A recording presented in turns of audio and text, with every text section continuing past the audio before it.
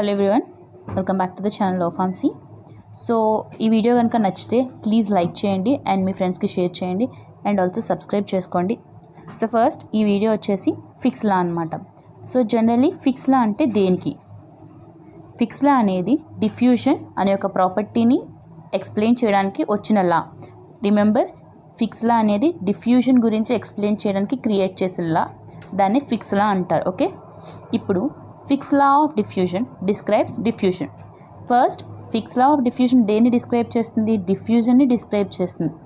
Were first proposed by Adolf Fick in 1885. దీన్ని first Adolf ఫిక్ 1885లో, అంటే 1885లో ఈ పర్సన్ దీన్ని ఐడెంటిఫై చేశారు, అంటే డిస్క్రైబ్ చేశారు డిఫ్యూజన్ అనేది ఎలా ఉంటుందని. అసలు ఫస్ట్ డిఫ్యూజన్ అంటే ఏంటి? సో డిఫ్యూజన్ అంటే the movement of molecules from higher concentration to lower concentration. అంటే చూడండి, ఏమన్నాం? The movement of molecules from higher concentration to lower concentration. ఇప్పుడు మన ఒక పర్టికులర్ మన డిఫ్యూజన్ అనేది మన జనరల్ బేసిస్లో ఎక్స్ప్లెయిన్ చేసుకుంటే, మనం రూమ్ ఫ్రెషనర్ స్ప్రే చేస్తాం. సో ఎప్పుడైతే రూమ్ ఫ్రెషనర్ అనేది స్ప్రే చేస్తామో అక్కడున్న మాలిక్యూల్స్ ఆ యొక్క పొజిషన్లో హయ్యర్ కాన్సన్ట్రేషన్లో ఉన్నట్టు. ఓకే, సో కొంచెం సేపటికి ఏమవుతుంది, అదే ఈ యొక్క పర్ఫ్యూమ్ స్మెల్ అనేది మొత్తం రూమ్ అంతా స్ప్రెడ్ అవుతుంది. అంటే ఈ హయ్యర్ కాన్సన్ట్రేషన్ నుంచి అసలు ఇక్కడ ఏమీ లేవు ముందు, సో దీన్ని ఏమంటారు? లోవర్ కాన్సన్ట్రేషన్ కింద తీసుకోవాలి. సో ఇక్కడికి చుట్టూ ట్రాన్స్మిట్ అవుతుంది అనమాట.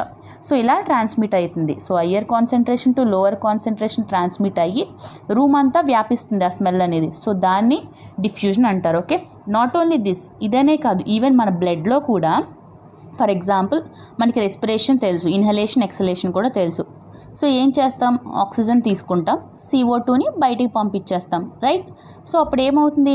ఇక్కడ కూడా డిఫ్యూజన్ జరుగుతుంది. ఎందుకు? సో మనం ఎప్పుడైతే ఇన్హేల్ చేసుకుంటున్నామో అంటే మనకి ఆక్సిజన్ కావాలి, అంటే ఆ పొజిషన్స్లో మనకు ఆక్సిజన్ అనేది చాలా తక్కువ ఉంది. సో బయట నుంచి తీసుకుంటున్నప్పుడు ఆక్సిజన్ అనేది చాలా ఎక్కువ ఉంది. అంటే బయట కంపేర్ చేస్తే ఆక్సిజన్ ఎక్కువ ఉంది, లోపల కంపేర్ చేస్తే ఆక్సిజన్ తక్కువ ఉంది. ఎప్పుడు? ఇన్హలేషన్ ప్రాసెస్లో. సో ఇన్హలేషన్ ప్రాసెస్ జరుగుతున్నప్పుడు ఆక్సిజన్ కాన్సన్ట్రేషన్ అనేది బయటన చాలా ఎక్కువ ఉంది, లోపల చాలా తక్కువ ఉంది. సో ఎప్పుడైతే ఇన్హలేషన్ అనేది స్టార్ట్ అవుతుందో అప్పుడు బయట నుంచి ఉన్న కాన్సన్ట్రేషన్ అనేది ఆక్సిజన్ లోపలికి వెళ్ళి అక్కడ బ్యాలెన్స్ అవుతుంది అనమాట. ఓకే, సో ఇది ప్రాసెస్. అండ్ సేమ్ అలాగే కార్బన్ డైఆక్సైడ్ కూడా. ఓకే, ఇప్పుడు ఫిక్స్ లాకి కొంచెం ఈక్వేషన్ ఉంది. సో అంటే ఒక పర్టికులర్ ఈక్వేషన్స్తో క్యాలిక్యులేట్ చేస్తారనమాట. సో ఫిక్స్ లా డిఫ్యూజన్ ఈక్వేషన్ అంటారు దీన్ని కూడా, ఎందుకంటే ఈ లా డిఫ్యూజన్ డినోట్ చేస్తుంది కాబట్టి. వి గ్యాస్ అంటే వేపర్ ఆఫ్ ఏ గ్యాస్ అనమాట. Whereas capital D into P1 minus P2 into A divided by T. So ఇది ఈక్వేషన్ ఎప్పుడు మర్చిపోద్దు, ఖచ్చితంగా గుర్తుపెట్టుకోవాల్సిన ఈక్వేషన్. అంటే ఈ క్యాపిటల్ D అనేది డిఫ్యూజన్ కోఎఫిషియంట్, అంటే మనకి మొత్తం డిఫ్యూజన్ గురించి చెప్పే ఒక వాల్యూ. ఓకే, ఒక coefficient. And P1 minus P2 అంటే పార్షియల్ ప్రెషర్ గ్రేడియంట్. అంటే ఇప్పుడు P1 అనేది స్టార్టింగ్ అయితే హయ్యర్ కాన్సన్ట్రేషన్ అయితే కనుక P2 అనేది లోవర్ కాన్సన్ట్రేషన్. సో ఎప్పుడైనా సరే గ్రేడియంట్ అని అంటున్నారంటే ఒకటి ఎక్కువ ఉంటుంది, ఇంకొకటి తక్కువ ఉంటుంది. ఓకే, సో గ్రేడియంట్ అంటే అదనమాట. ఓకే, అది ఖచ్చితంగా గుర్తుపెట్టుకోండి. నాట్ ఓన్లీ ప్రెషర్ గ్రేడియంట్ అంటే ఏంటి? హయ్యర్ కాన్సన్ట్రేషన్ నుంచి లోవర్ కాన్సన్ట్రేషన్కి వెళ్ళడం, దాన్ని గ్రేడియంట్ అంటారు. ఆర్ ఎల్స్ టెంపరేచర్ గ్రేడియంట్ అన్నా సరే ఒక చోట ఎక్కువ ఉంటుంది, ఇంకో చోట తక్కువ ఉంటుంది. కాన్సన్ట్రేషన్ గ్రేడియంట్ అన్నా సరే ఒక చోట కాన్సన్ట్రేషన్ ఎక్కువ ఉంటుంది, ఇంకో చోట కాన్సన్ట్రేషన్ తక్కువ ఉంటుంది. So gradient is nothing but the difference. Okay, and A వచ్చేసి సర్ఫేస్ ఏరియా. ఎందుకు ఇక్కడ ట్రావెల్ అవుతుంది అన్నాం, అంటే ఇదంతా సర్ఫేస్ ఏరియా కిందే కదా మనం క్యాలిక్యులేట్ చేసుకుంటాం. సో సర్ఫేస్ ఏరియా అనమాట. సో డివైడెడ్ బై థిక్నెస్ అనమాట. అంటే ఇది మొత్తం ఎంత థిక్నెస్ ఉంది, అంటే ఎంత విడ్త్ ఉంది అని. ఓకే, ఇప్పుడు ఇంకొకటి చెప్పాలి. సో వి గ్యాస్ అనేది అంటే డిఫ్యూజన్ అనేది డైరెక్ట్లీ ప్రపోర్షనల్ టు ఈ పైన ఉన్న అన్ని వాటికి డైరెక్ట్లీ ప్రపోర్షనల్ అనమాట. అంటే ఒకవేళ వి గ్యాస్ అనేది 5 ఉందనుకోండి, ఈ D, ఈ P, ఈ P2, ఈ A మొత్తం ఈ వాల్యూస్ కూడా ఇంక్రీజ్ అవుతాయి. అంటే ఈ వి గ్యాస్ 5 ఇంక్రీజ్ అయిందంటే ఇది మొత్తం ఇంక్రీజ్ అవుతుంది అనమాట.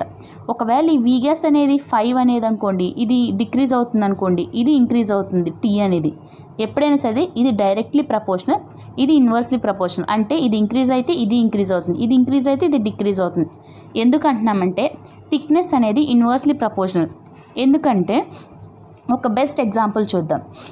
ఎలాగంటే ఓకే, ఇప్పుడు ఏదైనా ఒక ఫర్ ఎగ్జాంపుల్ ఏదో ఒకటి ఉంది, లైక్ స్పాంజే తీసుకుందాం.